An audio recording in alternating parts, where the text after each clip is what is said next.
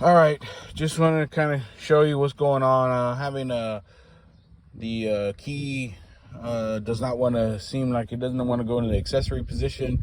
The battery's charged, everything seems to be okay. You put the key ignition in the ignition slide, and you hit the start button. Only the airbag and seatbelt light comes on. And so, from what I've read, I'm hearing that it's this little steering wheel lock mechanism. So just give you a quick rundown on how I got this assembly off. There's two they just look like little dimples. It's not a hole like what you see up here. It's just like a little dimple. And when you put a screwdriver to it, it just slides right in like nothing, you know. And what you're trying to accomplish with that, line it back up, is you're trying to push that spring. See it right there as it's moving? Trying to hold the camera in. Anyway, that's what you're trying to do. You're going to push that, and that'll unlock the steering wheel or the airbag. Once that's done, you just disconnect your two connectors that are up there. Take I believe it's like a 16mm bolt, and you don't have to worry about lining it back up. If you look in there, you see it's got like a groove, a bigger groove, so it only goes in one way. And then there's like 4 screws under here that pulls that little kick pan off. Once you have that kick pan released, what you need to do is go ahead and go on the outside of the vehicle, remove this plastic cover where your cabin air filter is at. Remove that, get that out of the way, and then you'll get one bolt. You can kind of see that little shiny hole right there. You take that one bolt loose, and that locks in your steering wheel from through the firewall. So once you take that guy loose, there's 4 little, I believe I used 8mm square or 6-sided socket, and you remove 4 of these, which is 1, 2, 3, 4 from underneath there, and your whole steering wheel column wants to come out. Then really all you have to do after that is pop loose your little clips here for your wire loom, and your steering wheel's out. Oh, one other note, when this top portion, everything just unclips from the sides here on your plastic housing. The plastic, you kind of just pry it open on one side, remove the top. When you remove the top, you'll have to pinch these little tabs in. That'll relieve this leather. It's a little dirty. It'll relieve that leather off of that top plastic part. Then go ahead and lower your steering wheel with your tilt. Lower it down and wiggle. There's 2 clips on top. One that'll clip onto here, and one identical on the other side. Right.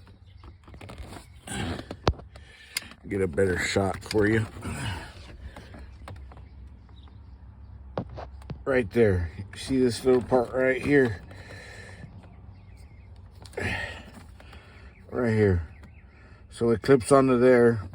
Once you unclip that, and on the other side, the whole bottom plastic part that sits right here, it's laying over there in the seat, will come off. And that'll help you access to get to these bolt holes up here. Anyway, that's it for that. I'll show you the next video. I'm going to try to take this apart, see if I can clean that motor out to get it to work again. It might be the chip that's in there not telling it the motor to kick on. So my first step is to get the steering wheel out, and that way I can open this up and test it out. So what I've noticed on a motor for the ELV, the locking steering wheel, is these bushings in here are real dirty, and they develop a flat spot because the motor only kind of spins one way and it spins the other way, the same little motion for lock and unlock. It's not like it continues to spin. I noticed this on the trunk latch assembly as well. So I'm going to take this motor apart. As you can see, I already got the top off. and clean it up and see if that'll get my steering wheel lock to work again. All right, so now that I clean that little motor up and put it back together, you got to have it just set just right so this doesn't come out or expand more than it should. It's got this little block that holds it, and as you can see, it's in the open position, so this is what locks your steering wheel in place. Right, so like I mentioned previously, I just took that motor apart, of course unclipped this, took the motor apart, cleaned the brushes, and you know, just put some contact cleaner, maybe some gas, whatever, to clean all that up, because it builds up just like anything else. And see, I put the key in and you see it's already working again. It pulled it back, so now you can, you know, hold the brake and push the start button and everything start back up. And then of course when you turn it off and you pull your key out, it unlocks and locks your steering wheel into place.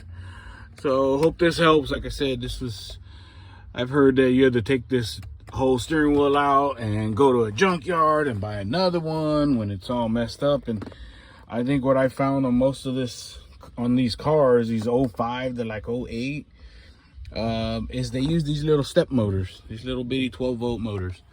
And you can probably buy a new one online if you really wanted to really fix it. But most of the time they just need some cleaning, some maintenance. If you saw before, it was dirty. I mean, so dirty that it was probably just not making good contact every now and then. And so then you're stranded. But I'm going to go ahead and get this thing back together and put the steering wheel back in, and we should be good to go.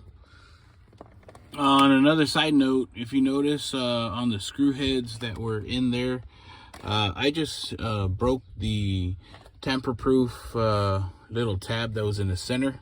I just broke it off. Used a pair of pliers to unscrew them out, and to make it easier on myself to put them back, I just used a little cutting wheel and put a little slot in it so I can use a regular screwdriver just to screw it back in. It's not like it's needed, like somebody's gonna break in and, oh, I can use a screwdriver to open this and unlock your steering wheel, because you still got to do more than just that. So anyhow, I guess they put the tamper-proof to make it harder for somebody to break in and steal it if they had to or tried to. Anyhow, just a little bit extra there.